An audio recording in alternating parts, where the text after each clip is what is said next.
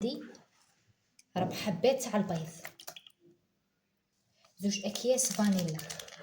حنا راكم تشوفوا فيا عملية ساهلة. كيس من قهوة سريعة الذوبان، قرصة تاع الملح، عندي نص كاس تاع السكر، ندير الخل الأبيض، عندي كاس من الزيت، عندي الفرينة، 2 أكياس خميرة الحلويات،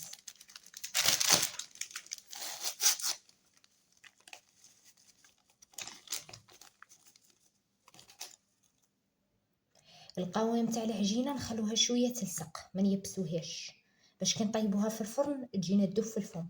هذه هي القاعده. نجيب صينيه عليها ورقه طهي، ندي كميه. عندي العجينه قسمتها الى 3،